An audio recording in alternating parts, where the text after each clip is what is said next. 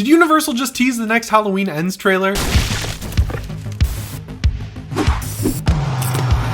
How's it going, everyone? As always, my name is Jimmy Champane, and if you like monsters, slashers, pretty much any movie shot during, set during, or inspired by the 1980s, this is the channel for you. Today I've got 3 awesome Halloween news topics to cover, but before I jump into it, I'm just gonna ask you, I'm gonna do the YouTuber thing. Could you subscribe to the channel, please? I am almost at 50,000 subscribers. I would love to hit that before Halloween Ends comes out. So if you're a new viewer or you've been around for a little bit, make sure you subscribe by clicking the red button, and it would really help me out if you also click the bell and set your notifications to all. All right, so first up, we have to talk about the rating of Halloween Ends, because you know, with this new tone, the more dramatic tone they're going for with this movie versus what we had in Halloween Kills, they're going with the PG-13 rating on this movie. No, I'm just kidding. Did you actually believe me? This movie is totally rated R. It officially got its rating, which means all of you people who keep commenting that you're worried that the movie might not come out this year, it is definitely coming out this year on October 14th. Do not worry. So much like the last 2 Halloween movies, this one is rated R for bloody horror, violence, and gore, language throughout, and some sexual references. Ooh, we're getting some sexual references in this Halloween movie. Maybe Allison's got a new boyfriend, or what we all think, which is that Laurie and Hawkins are together now, is actually coming true. It's kind of crazy to see that in a Halloween rating. I know there's some other sequels that probably got that tacked on, but you know, it reminds me more of Friday the 13th or A Nightmare on Elm Street than something like these modern Halloween movies. Either way, I'm super excited that this movie is rated R, not counting something like Prey, which, side note, I really enjoyed. I thought it was good. I think it's a little overhyped out there right now. I still think Predators is the second best Predator movie, and I really disliked the CGI blood in Prey, but overall, I was mostly pleased with it. Other than that movie, I haven't seen something in a long time, maybe even since Halloween Kills, that really had gore highlighted in its R rating. The newest thing that also got rated for being really gory and having a ton of nudity is the Hulu Hellraiser movie that's coming up from David Bruckner. I'm really excited for that as well, but yeah, I'm excited Halloween is rated R. Halloween should always be rated R. It should never be rated PG-13. I'm not one of those people either who's like, oh, I'll never see something that claims to be a slasher movie, but it's PG-13. That is definitely not me. One of my favorite movies ever is Happy Death Day and the sequel Happy Death Day to You. Both of those are kind of slashers and they're rated PG-13. It can be done. I just don't think it should be done with something like Halloween. And you might be sitting there saying, no one argues for a PG-13 Halloween, and all I'm gonna say is you would really be surprised what comments I see down below and also what I see on Twitter. Some people are just saying that there shouldn't be gore in movies anymore, and I could not disagree more with that. That's like my favorite part of going to see a slasher movie, is the really cool, awesome, practical gore. And if this makes you nervous, if you're someone who really loved Halloween 2018 and didn't love all of the killing in Halloween Kills, this seems like it's going to be a happy middle ground from everything we've heard. We heard it's more like Halloween 2018, but also weird and different, is how Christopher Nelson put it in the Thing with Two Heads podcast, and also Nick Castle called it a surprising conclusion. So either way, it doesn't look like this is just going to be a retread of Halloween 2018, even if it is going for that sort of tone, which is great. Next up, we got to talk about a quote from the man himself, the creator of Halloween, John Carpenter. Around the same time as the Steel City Comic-Con, he gave an interview to the Pittsburgh Post-Gazette, and basically what he said is, if this movie makes money, I don't believe it's the end. That's exactly what I've been saying in the past few videos, and people really love to push back against that. I know the movie's called Halloween Ends. I'm not stupid. I know a lot of the marketing has been built around this being the last Halloween movie. This brand is too big to be the last Halloween movie. I know a lot of people are saying, oh, they'd love to see a series on TV. I don't want to see that. I always want to see a theatrical Halloween movie, and regardless, even if this movie doesn't make a ton of money, I just think that'll extend the time it takes to make a new one. If this makes the same money as Halloween Kills, or the same money as Halloween 2018, or anywhere in between that, I guarantee it'll only be a few years before you see another Halloween movie. And also, people who are taking Jason Blum's quotes at face value about him saying this is going to be the end, he's just being a smart businessman. He's making it look like they don't need this franchise. They have Insidious 5 coming up. They're working on their Five Nights at Freddy's movie. You know, they've got a lot of money makers coming down the pipe. So if he was looking too excited about Halloween, and then Halloween Ends came out and made a ton of money, and Universal wanted to renegotiate with Trancas and Miramax, it would look pretty stupid if he was sitting here before the movie came out like, yeah, we really need Halloween. We need this Halloween money coming in every couple of years, because then he couldn't negotiate a better deal with the people who own the rights to these movies. But by sitting there, making it seem like he doesn't exactly need Halloween, he's got these other options coming up soon, then he can go back and renegotiate with the people who have these rights and get more money on the back end, which I think is really smart. And what really gets me excited is what Nick Castle said next. I think there might be more because of all the success this trilogy had, but Green will have a very surprising storyline, an ending for everyone.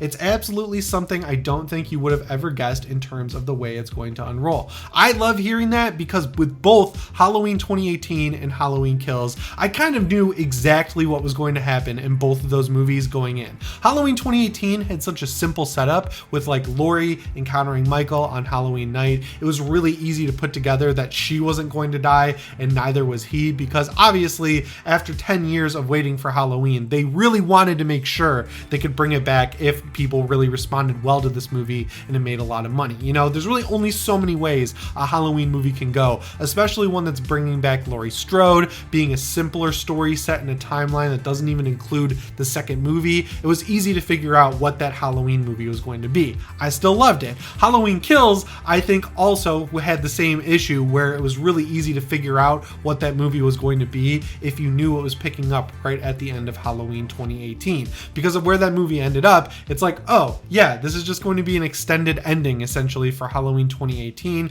Michael's still going to be on the loose. They added in some cool elements like the Haddonfield Memorial Hospital. The building itself I thought was really cool. Everything that happened there, probably my least favorite part of the movie. They also added in stuff like the Myers house and the flashback that we were originally supposed to get in Halloween 2018. So yeah, I knew everything going into that just from a broad standpoint, but also I knew a lot of the specifics, whether I wanted to or not, because people really loved reading the script that leaked and spoiling that movie. That was super frustrating. I had to ban so many people from commenting on this channel. And now we have the same thing going on, but this time they're being really smart about it. They're showing us trailers that look like they're constructed to be trailers, like with footage that's not even going to be in the movie. The more I watch the first trailer for Halloween Ends, I see Laurie in that 1978 costume. She's got her wedding ring on her right finger. The pumpkin from Halloween 1 is just like right there in the background. Michael Myers has rings on his fingers. His mask doesn't look totally right. I'm like, oh, they're purposely throwing us off. And the thing that really got me thinking about that, ironically, second time I'm going to mention it, is the thing with Two Heads podcast.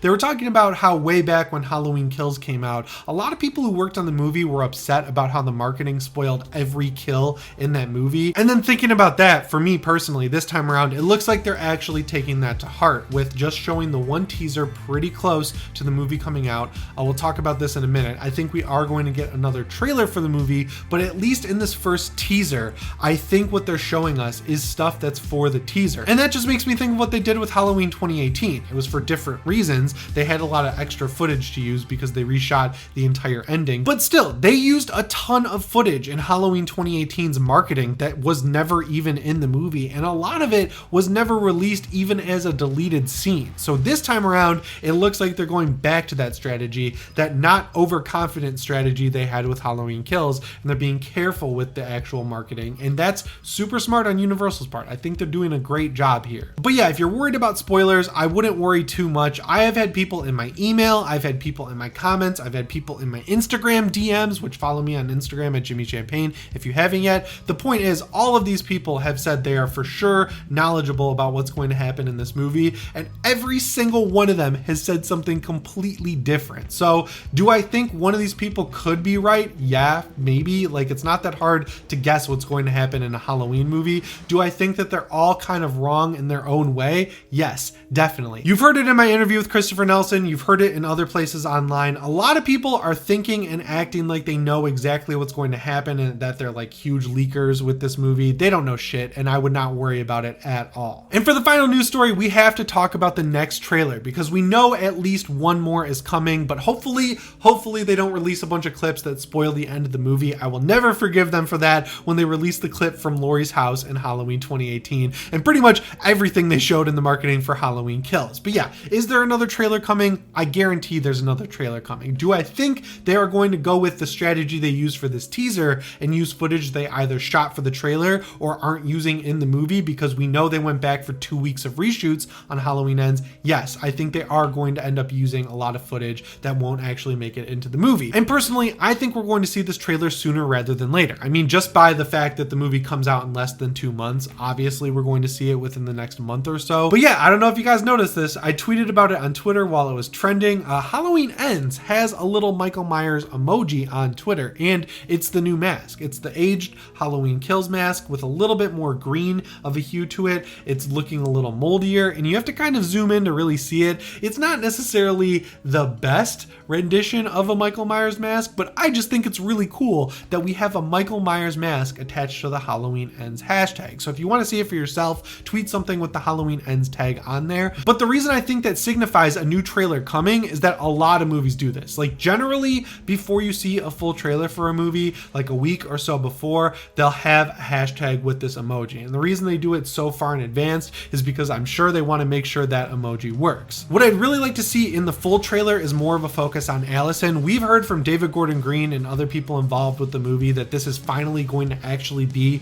Allison's movie. She's going to have more of a front and center role than she had in Halloween 2018 and Kills. I am all for that, and honestly, knowing that Laurie Strode is being retired in this movie, whether she dies, whether she thinks she killed Michael, whether Michael is killed and turns into a spirit that can come back, I don't know what's going to happen. I think Laurie Strode is done, but I would like to see Allison continue forward in whatever they do next. She's a great character. Andy Matichak does a great job playing her. She has that Strode connection, so if they do come back with another trilogy, I would love to see her be the focus, because they have done a lot of great table setting with this character and they haven't really utilized a lot of it. Even if she is the focus in this movie more than she was in the other two, I think Laurie Strode is going to be front and center for most of it. So if they deliver a little bit with Allison, they can set her up to come back in future movies, and that's what I would really like to see. I know a lot of people want them to pick up with Danielle Harris and the Jamie Lloyd thing and do what they did with Halloween 2018, which is cut out a lot of the sequels